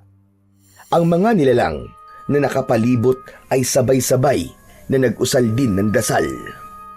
Mabagal sa simula, para bang bulong na umiikot sa hangin. Ngunit unti-unti itong lumalakas na tila ugong ng kulog. Ang kanilang mga tinig ay nagmistulang alon na paulit-ulit na bumabalot sa pandinig ng binatang si Ariston. Pinaparamdam sa kanya ang bigat ng ritual na isinasagawa ng mga kampon ng kadiliman. Sinubukan niyang igalaw ang kanyang mga kamay, ngulit agad niyang naramdaman ang hapdi. Ang kanyang mga pulsuan ay mahigpit na nakatali sa likod ng poste. Ang mga hibla ng lubid ay bumaon na sa kanyang balat. Mula sa pagkakasugat ay dumaloy ang manipis na dugong tumutulo, naghalo sa pawis na kumakapit sa kanyang balat.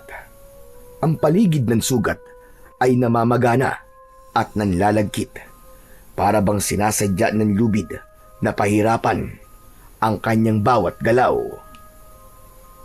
Ramdam na ramdam ni Ariston ng mga sandaling yun ang mabilis na tibok ng kanyang puso. Hindi lamang dahil sa sakit ng kanyang sugat, kundi dahil sa labis na galit. Ngayon ay alam na niya kung sino ang totoong kalaban at buong katotohanan. Naramdaman ni Lolo Castor ang pagpupumiglas ni Ariston, kaya naman humarap ito sa kanya. Huwag mo na subukan makawala sa pagkakagapos ng lubid, apo ko. Ano pong ibig sabihin nito, Lolo Castor? Anong ibig sabihin nito?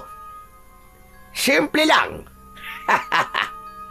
Ikaw ang aking napiling alay upang gawing supremo. Ikaw ang magiging tapat kong alipin. Lolo, kung ano man pong binabalak niyo, huwag niyo na pong gawin. Huwag niyo pong ituloy. Baka nakakalimutan niyo po, apo niyo po ako. Sarili niyo akong dugo. Bakit niyo ako ginaganito, Lolo Castor? Umawa ng malakas si Lolo Castor at ibinaba ang dalawang kamay na nakataas pa sa ere. Saka lumapit ito sa kanya at hinawakan ang kanyang baba. Hindi kita totoong apo, Gunggong. Ha? Ano pong ibig niyo sabihin? Hindi tayo totoong magkadugo. Hindi kita apo. Tapos. Ginamit lamang kita para maisakatuparan ko ang lahat ng mga binabala ko. Hindi. Hindi totoo yan, Lolo Castor. Hindi totoo yan. Iyon ang buong katotohanan, Ariston. Hindi kita totoong apo. Hindi kita itinuring na apo kailanman. Hindi mo ba itatanong kung ano ang totoong nangyari sa mga magulang mo? Tila tumigil ang pag-ikot ng oras nang marinig ni Ariston ang mga sinabi ni Lolo Castor tungkol sa kanyang mga magulang. Parang may kutsilyong bumaon sa kanyang dibdib nang maalala ang kanyang mga magulang. Ariston! Naisip mo na ba kung ano ang ginawa ko sa kanila? Anong ginawa niyo sa kanila, Lolo Castor? Anong ginawa niyo sa kanila? Sagutin niyo ang tanong ko! Magsalita kayo! Pinatay ko sila para makuha ka. Ikaw ang napili kong magdadala sa aking mutya na ibinaon ko na sa balikat mo. Inalagaan kita ng ritual at orasyon.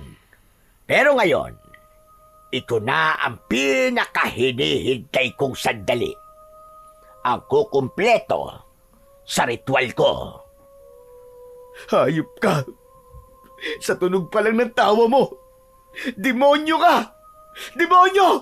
Alagad ng dyablo! Wala kayong kasing sama.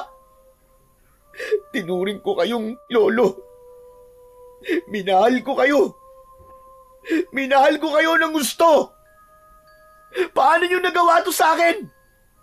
Hayop ka! Hayop! Hayop! Walang ibang mahalaga sa akin, kundi ang matupad ang pangarap ko na masakop ang buong daigdig. Para lahat kayo ay susunod na sa akin bilang mga alagad ko. Ngunit mangyayari lamang yon kapag nagawa ko na ang pagpapasanib ng kulay pulang buwan sa katawan mo. Kasunod ng nakakakilabot na pagtawa ni Lolo Castor, bumalot ang itim na ulap sa buwan. Bahagyang dumilim, ngunit ang unti-unting pagpula ng buwan ay dahan-dahan nang nasisilayan. Mistula yung aninong pula na tumatakip sa buwan. Kasabay naman ng pagbabagong anyo ng matanda na si Lolo Castor, ang pinuno ng mga mambabarang na aswang, kasama ng mga alagad nitong sumasabay sa pagtawa ng kanilang pinuno. Lumantad ang dahan-dahan nilang pagpapalit ng anyo habang nakatingala sa langit. Mula sa balat ng mga ito, tumubo ang maiitim at matutulis na balahibo na animo ay mga alambre. Kumikislap sa liwanag ng siga. Ang mga daliri ay kumulubot at nagsihaba. Ang mga kuko nito ay naging matutulis na parang mga matatalas na kutsilyo. Kumikiskis sa isa't isa at naglalabas ng nakakangilong tunog. Ang mga muka ay nagdilim. Ang panga ay lumapad at humaba. At mula sa gilid ng kanilang bibig ay lumitaw ang malalagaring mga ngipin na tila gutom na hayop na handang managpang. Sabay ng ingay na isang ungol na nagmumula sa nakabuka nilang mga malalaking bibig. Unti-unting naging garalgal ang alulong na yon at nagmistulang malalalim na dagundong ng alingaw-ngaw ng mga halimaw. Ang mga lalaking nakapalibot sa siga ay sandaling tumigil, ngunit muling nag-usal ng mga dasal. Ang kanilang tinig ay naging mas mabilis at mas desperado. Umalingasaw din sa hangin ang nakakasulasok na amoy na parabang nabubulok na laman ng tao. Hindi maiwasan ni Ariston ang hindi malungkot sa nakikitang pagbabago sa kanyang lolo na matagal niyang nakasama at minahal. Umagos ang masaganang luha mula sa kanyang mga mata dahil sa nangyari sa kanyang mga magulang. Ang pagmamahal niya sa matanda ay napalitan ng matinding galit, puot at pagkasuklam na tila bulkan ng sasabog. Hayop ka! Pakawalan mo ako! Pakawalan mo ako dito, demonyo ka! Isa kang halimaw na hindi na dapat binubuhay! Demonyo ka! Demonyo! Hindi kayo magtatagumpay sa mga binabalak nyo! Tandaan nyo yan! Pag nakawala ako dito, papatayin kita! Tatagtanin kita ng pinong-pino! Umalingaw-ngaw ang galit na boses ni Ariston. Ngunit hindi pa man nakakasagot si Lolo Castor. Nagsimulang pumula ang kulay ng paligid. Biglang sumilip ang kulay pulang buwan mula sa ulap. Ang liwanag nito ay tumama ng diretso sa katawan ni Ariston. Para bang kuryente yon na binalot ang buong katawan ng binata. At sa isang iglap, naramdaman ni Ariston ang walang kasing sakit na pagtama ng kung anong bagay sa kanyang dibdib. Naglaho ang kanyang galit at napalitan ng tila pagkalimot sa kanyang katauhan. Ang kanyang balat ay tila nagningning na parabang kumikislap na bakal. Bawat hibla ng damit ay nagliyab ng bagya at napunit. Nagkalasog-lasog sa lakas ng enerhiya. Ang mga ugat sa kanyang mga braso ay nagpakita. Kumikislap sa ilalim ng balat na parabang may dumadaloy na baga. Nang umpisang umihip ang malamig na hangin, ang lupa sa ilalim ng kanyang mga paa ay bahagyang yumanig at ang mga damo ay gumalaw.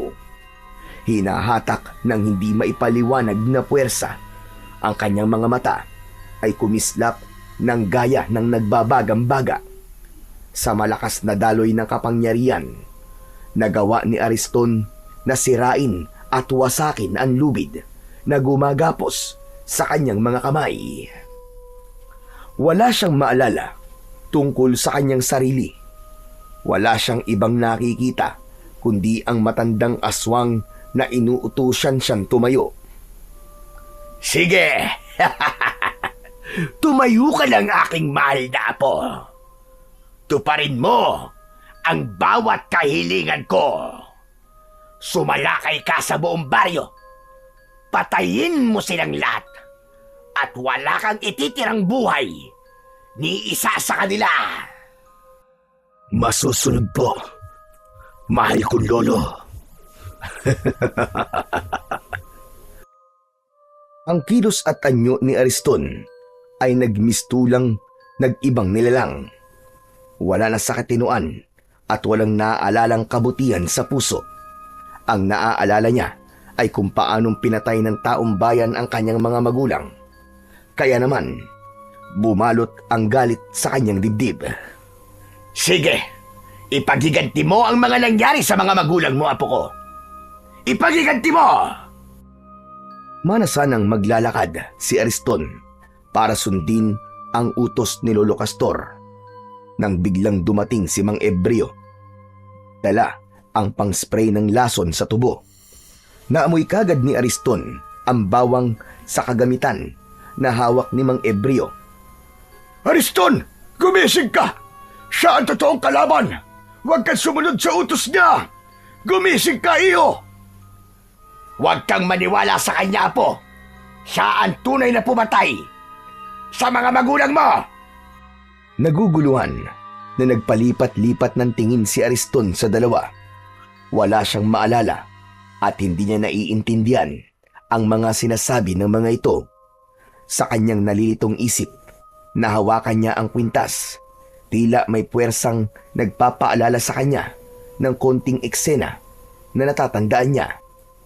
Nakita niya sa kanyang alaala si Mang Ebreo habang nakikipaglaban ito sa mga halimaw, pati na ang mga ibinili nito sa kanya. Kasabay nito, lumiwanag ang kanyang mga mata. Sino ba talaga nagsasabi sa inyo ng totoo? Sino? Ako, Ariston. Ako ang nagsasabi. Nangako ka na hindi ka magpapasanib sa kasamaan. Ako ang paniwalaan mo, apo. Ako nagsasabi sa iyo ng totoo. Patayin mo ang lalaki niyan dahil siyang pumatay sa mga magulang mo. Kalokohan! Hindi ko pinatay ang mga magulang mo, Ariston. Dahil ako ang tunay mong ama. Siya ang totoong pumatay sa pamilya ko. Sa nanay mo. Malinaw na ngayon ang lahat sa akin. Siya ang pumatay sa pamilya natin, Ariston! Pagkatapos nun, umikot ang mga alagad ni Lolo Castor sa binata at umatake ang mga ito kay Mang Ebreo. Inisprayan naman ni Mang Ebreo ang mga kalaban. Binunot nito ang itak at gamit ang kwintas, kinalaban ng lalaki ang mga aswang. Saka lang may naalala si Ariston sa pagbalot ng malakas na enerhiya sa kanyang katawan. Naalala niya ang lahat. Naghari sa kanyang dibdib ang katotohanan, pati na ang mga sinabi ni Mang Ebreo na ito ang kanyang tunay na ama. Naalala ko ng lahat. Humanda kayo! Dahil ito na magiging katapusan nyo! Sa gitna ng kulay pulang liwanag, nagsimula ang matinding sagupaan. Nagharap sina Ariston at Lolo Castor, at sa bawat galaw ay may napapatay na halimaw si Ariston. Sumugod si Lolo Castor, mabilis at mabangis, ngunit nang kumislap ang pulang liwanag sa katawan ni Ariston, nagbago ang lahat. Sa bawat galaw niya, nag-iiwan siya ng bakas ng liwanag na para bang naglalagablab na apoy. Nang salubungin niya ang pag-atake ni Lolo Castor, tinamaan niya ito sa dibdib ng kanyang kamao na may nagbabagang enerhiya. Umalingaw-ngaw ang malakas na dagundong ng pagyanig ng lupa. Ano nangyayari? Bakit kakaiba ka, Ariston? Dahil nagkamali ka ng pagtatanim ng mutya sa balikat ko. Nangyari yon sa tapat mismo ng balete. Kaya naman ang malakas na enerhiya ng mga nag-aalagang engkanto doon ay nahigop ng mutya. At yun mismong gagamitin kong pampatay sa'yo at sa mga halimaw na kagaya mo. Malakidlat ang suntok na tumama sa katawan ng pinuno ng mga bangkilan. Tumalsik ito. Ang balahibo ay nagliyab sa bawat atake sa kanya. Ngunit sa huling bugso ng laban, itinaas ni Ariston ang kanyang kamay at isang malakidlat na kulay pulang liwanag ang nabuo. Hugis pana na bumulusok papunta sa katawan ng kalaban. Tumarak yun sa katawan ni Lolo Castor at sa isang iglap bumagsak ito sa lupa at tuluyang nagliyab at naging abo. Bigla namang dumating ang mga aswang. Si Mang Ebreo ay mabilis na kumilos. Itinaas nito ang pang-spray na bawang. Nagliyab ang kanilang mga balat bago sila isa-isang naging abo na tinangay ng hangin. At dahil sa suot na kwintas ni Ariston, hindi siya tinablan ng amoy at katas ng bawang. Yun ang proteksyon na ibinigay sa kanya ng kanyang ama. Nakatayo lang si Ariston, hingal ngunit matatag. Ang kanyang katawan ay patuloy pang nagliliyab ng pulang liwanag. Tanda ng kapangyarihang bumabalot sa kanya. Anak, nalampasan mo ang pagsubok. Nakawala ka sa sanib ng kulay pulang buwan. Tay, totoo po ba talagang kayo ang ama ko? Oo anak, narinig ko sinabi ni Castor habang wala kang malay. Sinabi niya na siya nasa likod sa pagpatay sa mga batang 1 taong gulang ang edad at kinuha ka niya sa akin. Kalimutan na po natin yun, tay. Ang mahalaga ay magkasama na po tayo ngayon at bubuo po ulit tayo ng panibagong bukas na puno ng pagmamahal at kapayapaan. Ang kwento ni Ariston ay isang makapangyarihang paalala na kahit balot ng dilim at kasamaan ang ating pagkatao, palaging may puwang para sa kabutihan. May hawa man si Ariston at nagsimulang kumilos sa katauhan ng isang aswang. Hindi niya hinayaang lamunin siya ng gutom at galit na dala ng sumpa. Hindi na naig ang kasamaan sa kanyang puso. Sa halip, ginamit niya ang kanyang kapangyarihan upang protektahan ang buong baryo at ang kanyang ama. Ang kanyang kabutihan, gaano man kaliit o kahina, ay may kakayang manaig laban sa puwersa ng kasamaan.